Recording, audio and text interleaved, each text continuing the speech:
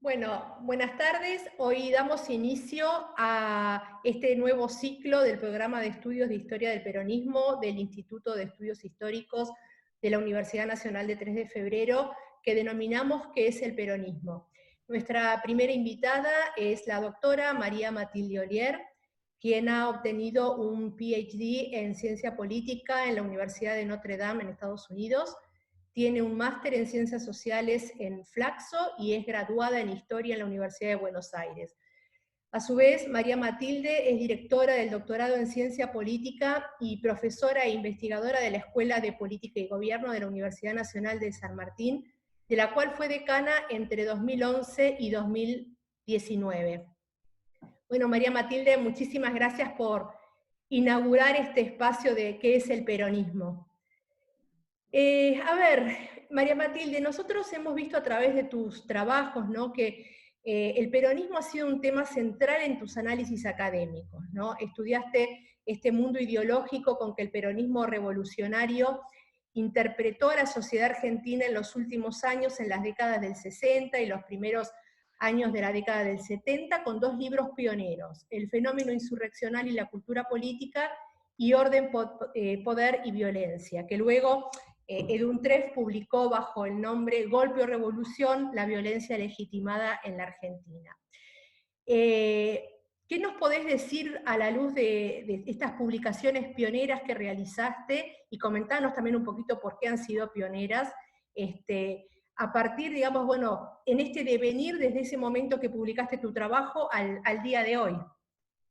Bueno, buenas tardes, muchísimas gracias por la invitación a vos, Carolina, a los responsables del programa. Es un orgullo para mí estar acá y también que me pongan en ese lugar de estudiosa del peronismo, porque como creo que ningún libro mío lleva el título de peronismo, entonces parece que no hubiese trabajado sobre el tema, pero efectivamente trabajé mucho el tema. Esos dos libros empezaron a ser diseñados bajo la última dictadura. Con lo cual, imagínense que no existía, para los jóvenes que estén mirando el programa, no existía en ese momento internet, nada, había que ir a buscar. Yo me acuerdo que una revista de aquella época había que andar y andar hasta encontrarla. Bueno, el interés en primer lugar, el primer libro fue un libro que es el primero escrito en la Argentina sobre el peronismo revolucionario, que es el llamado fenómeno insurreccional y la cultura política. Había en ese momento dos trabajos que habían sido escritos por autores fuera de la Argentina. Entonces era bastante difícil, yo pude ver esos trabajos, por suerte, y bueno, a partir de ahí llevar adelante la investigación.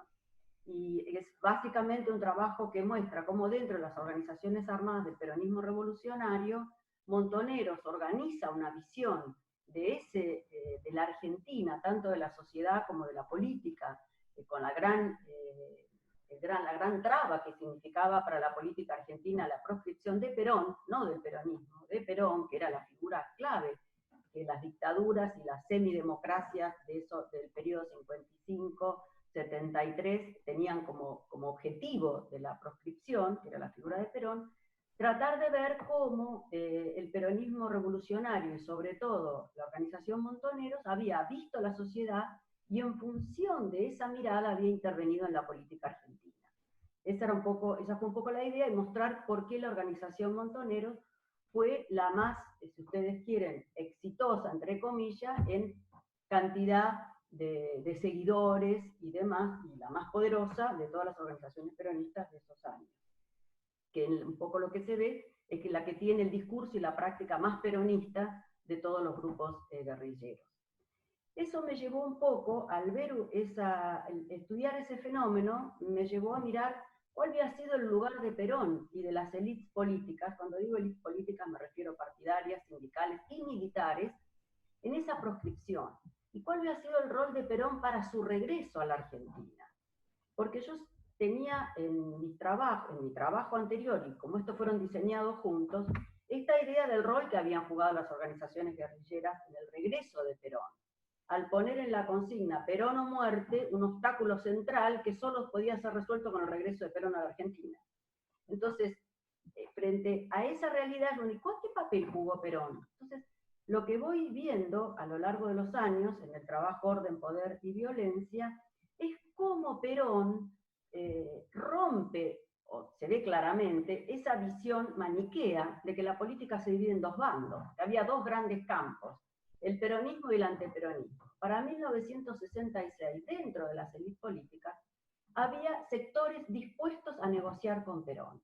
Entonces el trabajo va mostrando cómo Perón se convierte en el gran articulador del campo opositor al régimen militar, con aliados incluso dentro del propio régimen militar, algunos porque no les queda más alternativa que reconocer la importancia y la vigencia que Perón sigue teniendo en la política argentina, no importa si por necesidad o por convicción, terminan negociando una salida con el retorno del peronismo sin proscripciones, entre comillas, en el gobierno, solo con la proscripción de la figura de Perón, que como todos saben, meses después va a ser electo presidente con el 60% de los votos.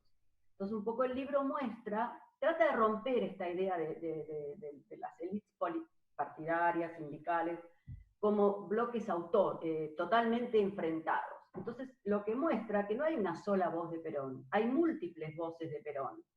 Paladino lo conecta con la Unión Cívica Radical, ¿no? Por ejemplo. Jorge Antonio lo conecta con el sector de las Fuerzas Armadas. Ongaro lo conecta con sectores rebeldes del peronismo. Es decir, él tiene esas múltiples voces que son efectivamente personas de carne y hueso que ocupan determinadas posiciones dentro del peronismo, ¿no? Bueno, incluso Bandor lo va a conectar con Onganía, negociaciones que se rompen y se retoman, y se rompen y se retoman durante los años que Bandor vivió antes que lo asesinaran. Entonces, eso es lo que muestra el trabajo, y tratar de ir contra esa lógica binaria de la política, que es binaria en un campo de consignas, para llegar a la elección, pero que en el campo de las negociaciones es mucho más compleja. En el campo de los dirigentes o de las élites, como les guste más llamar, que van, digamos, puliendo esa trama para poder llegar a determinados acuerdos. Claro, No sé si te pregunto, ¿no? Y te conecto esto que vos estás diciendo con otro trabajo tuyo, bastante posterior, ¿no? Porque esto que estamos hablando son trabajos que dieron inicio después a una saga importante de trabajos en la historiografía y en la ciencia política argentina, ¿no? Que tomaron tus trabajos como referencia indudable sobre estas temáticas. Hay un trabajo tuyo que a mis alumnos les disfrutan mucho, ¿no? Que se llama El liderazgo político en democracias de baja institucionalización, el caso del peronismo en la Argentina. Y vos ahí mencionás, ¿no? Hablás de la definición, ya que estamos hablando de este Perón, Perón o muerte, y Perón, digamos, dejando ya una sucesión como incógnita, ¿no? Hablás un poco de esta definición del liderazgo eterno y el liderazgo temporal, y cómo luego, ¿no? Ya hablando en otro periodo histórico, los lineamientos que se dan al interior del peronismo con la figura del jefe máximo. ¿Qué nos podrías comentar un poquito sobre estas interacciones que vos ves en este trabajo que es tan interesante? Mira, en ese trabajo, como vos bien señalaste, yo trato de diferenciar el liderazgo, que no es un eso fue extraído de Angelo Panebianco, que a su vez lo extrae de un investigador inglés, Tucker. Lo interesante es que hay un liderazgo carismático. Los liderazgos pueden ser carismáticos temporales, digamos, o eternos. Acá el liderazgo eterno viene a ser el del liderazgo fundador, el liderazgo de Perón. Porque lo que ocurre, un poco ha ocurrido en la historia de política, es que los liderazgos carismáticos fundan partidos que suelen terminar con la muerte del líder. Acá lo interesante es que hubo un partido que tuvo un liderazgo carismático, y casi diríamos dos, siguiendo tu trabajo sobre Evita Capitana, donde ella también llevó adelante un trabajo formidable de organización de la mujer, que esos liderazgos, pese a haber sido fundadores, y pese a que el Perón muere en su segunda o tercera presidencia, si ustedes quieren, ¿no? En ejercicio de la presidencia, y pese al brutal golpe que lo sigue, etcétera, etcétera, el peronismo se renueva entre el 84, 85, 86, en la época de la renovación, y vuelve a construir un nuevo liderazgo que llamaríamos liderazgo temporal. Porque el liderazgo eterno es indiscutible. durante el periodo de la proscripción de Perón, podía haber distintas jugadas de distintos actores llamados neoperonistas, ¿no? que formaron partidos que fueron a elecciones. Pero nadie podía discutir el liderazgo de Perón. En cambio, los liderazgos que le van a suceder al de Perón, el de Carlos Menem y el de Néstor Kirchner, podían ser impugnados, podían ser cuestionados esos liderazgos. Y además tenían una, como bien lo dice la palabra, temporalidad. Nadie discutía que Perón, si Perón hubiera seguido vivo, hubiera gobernado y hubiera sido quizá candidato todas las veces que hubiese querido ser candidato o la Constitución se lo permitiese. Menem, en su segundo mandato, ya empieza a ser cuestionado desde dentro del propio peronismo. Va a ser Duhalde, que al no poder ser su delfín, en el sentido del electo por Menem, va a ser el propio Duhalde el que va a impedir la tercera elección de Menem, ¿no? Y va a ser entonces ese liderazgo impugnado, ese liderazgo de Menem, cuando uno no sabe a ciencia cierta que nunca hubiera habido una disputa con el liderazgo de Perón de manera abierta, más allá de lo que sabemos que ocurrió en Mendoza con Bandor y Isabel, pero no era Perón, ¿no? Y se termina. O sea, Perón fue el líder del peronismo desde que funda el peronismo hasta que muere. Ya no es el caso de Menem, ni, bueno, el caso de Kirchner es distinto, digamos, porque él muere en el ejercicio del poder de su delfín, pero estos ya son liderazgos temporales. Entonces, el tema ahí que ocurre, me parece a mí, es que el peronismo, al imbricar el liderazgo partidario con el liderazgo presidencial, que es una marca del peronismo, el peronismo tiene un ejercicio muy concentrado del poder en el liderazgo. ¿Por qué? Porque el liderazgo estructura el conjunto del peronismo como organización política. El peronismo es una pirámide. En la cúpula está el liderazgo, en el centro y en los laterales van los liderazgos intermedios, lo que Perón llamaba los cuadros auxiliares, y que tanto le preocupaba su formación, como lo revela en el manual de conducción política, en los adjuntos militares, la preocupación que él tenía por la conducción, y en la base los votos. Los votos es la última instancia o la primera instancia de legitimación de ese liderazgo, o conductor superior y de los conductores intermedios.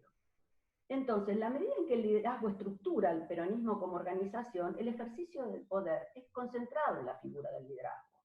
Dentro del partido y en la presidencia de la nación en relación al resto de los actores políticos y de las instituciones, ¿no? Es como una concentración del poder hacia adentro en el partido y hacia afuera hacia la sociedad. Entonces, esto es lo que yo veo, digamos, que le da esa fortaleza al liderazgo y esa legitimidad. No hay liderazgo conductor superior, como quieran llamarlo, en el peronismo, si no están los votos, ya sea en una elección primaria o en una elección general, depende de los contextos. Pero no puede existir un liderazgo que no esté electoralmente legitimado. Legitimado por conducciones, aparte por elecciones bastante contundentes también, ¿no? Sí, claro, sí. María Matilde, y ahora sí la pregunta del millón, esto que todos sabemos lo que es y que tanto nos cuesta definir cuando alguien nos dice, che, ¿y qué es el peronismo? ¿Cómo podés definir el peronismo? Bueno, después de lo que dije, un poco aparece bastante definido, ¿no? Que el peronismo es una organización política que tiene eje en el liderazgo, puesto que decíamos que estructura al conjunto de esa organización política, y no en las reglas formales. Y digo formales con todo respeto, o sea, no quiero subestimar para nada porque la Constitución es una regla formal, o sea, y no en las reglas formales. En un contexto actual, y ahora digo ahora, donde los liderazgos han adquirido una importancia muy relevante en todo el mundo y han sacudido sistemas partidarios centenarios, digamos, sí, con liderazgos outsiders que terminan, digamos, cooptando, ganando dentro de su propio partido y luego ganando la presidencia del país, como fue el caso de Trump en Estados Unidos. O sea, el liderazgo, el rol del liderazgo es ahora en eso tiene una ventaja enorme el peronismo, porque el peronismo se fundó así y funcionó durante décadas centrado en el liderazgo. Entonces, yo diría que es una organización política, no me animaría a decir partido, que tiene eje en el liderazgo y no en las reglas, y que se encuentra en mejores condiciones, dado estos contextos, de ganar, ¿no?, y gobernar, en este caso la Argentina. ¿Por qué? Porque la Argentina es un país con baja institucionalización, partidaria, republicana y federal. No de baja institucionalización presidencial y democrática, diría yo, sino en torno a estas otras instituciones. Entonces, al tener esa baja institucionalidad en estas áreas del Estado de Derecho, si vos querés, entonces el peronismo tiene una fortaleza enorme. Entonces, yo me pregunto, no solo qué es el peronismo, sino cuál es el desafío. Porque ya el peronismo demostró que es capaz de ganar elecciones y de gobernar. Sí. Es capaz de garantizar la estabilidad y la gobernabilidad. Y no ha atravesado la crisis de representación de la cual hablan todos los manuales de ciencia política. Este partido no puede decirse que tenga una crisis de representación porque tiene un piso de 30% de los votos desde 1983 en adelante, a lo cual le pueden sumar 10, 20, pero digamos, hablamos de un piso, 30-35. Entonces, esta fuerza política que no ha atravesado digamos que ha atravesado todas estas décadas de manera exitosa, no, esto no es un juicio de valores, mirar qué vale en la política, digamos, se encuentra ante un desafío para mí, que es la necesidad, dada una demanda creciente en la sociedad argentina, de institucionalizar los distintos componentes del Estado de Derecho. Ajá. Y entonces, el peronismo puede hacerlo con un liderazgo que esté decidido, convencido, que tenga la voluntad política, porque el poder lo tiene y lo va a seguir teniendo, de llevar adelante un proceso de institucionalización más fuerte, sin obviamente borrar nunca, porque eso es imborrable, el rol del liderazgo, eso es imborrable. Es como querer hacer una película con actrices y actores que no haya actrices y actores, es dibujos animados, pero no es una película de actrices y actores. Bueno, eso es el liderazgo, es innato a la conformación y funcionamiento del peronismo y de la política, porque yo creo que es de la política, no solo del peronismo. El peronismo lo tiene más aceitado, ese mecanismo, y se construyó así desde el inicio. Entonces yo pienso esto, que este es el desafío y que el peronismo acompañaría un liderazgo mayoritario, como está acostumbrado a tener, que esté dispuesto a fortalecer las instituciones del Estado de Derecho, y entonces yo diría que es un partido con fuertes liderazgos y con una tendencia a una fuerte institucionalización del sistema político, si vos querés, argentino. O sea, y aún de liderazgos muy diferentes, ¿no? Como puede ser el de Menem, como puede ser el de Duhalde, o el de Néstor Kirchner, o el de Cristina Fernández. Sí, creo que sí. Yo creo que sí, que en ese sentido los liderazgos que tienden que han tendido en el peronismo más al consenso, como el liderazgo de Menem o el liderazgo de Duhalde, incluso el de Kirchner, durante su gobierno, sobre todo los primeros los 3 primeros años, diría yo, esos liderazgos están en mejores condiciones de llevar adelante una política de acabar, digamos, con de poder dar satisfacción, para decirlo de mejor manera, a una demanda de un sector amplio de la ciudadanía, de la necesidad de tener un Estado de Derecho fuerte. Bueno, María Matilde, muchísimas gracias por este momento con vos, por tus reflexiones que son siempre sumamente interesantes, y seguramente estaremos aguardando la salida de algún nuevo libro en algún momento, en breve. Sí, en eso estamos. En eso estamos. Bueno, muchísimas gracias, y especialmente gracias por iniciar este ciclo que, bueno, esperemos que nos traiga un poco más de luz a qué es esto que es el peronismo. Gracias, María Matilde. No hay de qué, gracias a ustedes.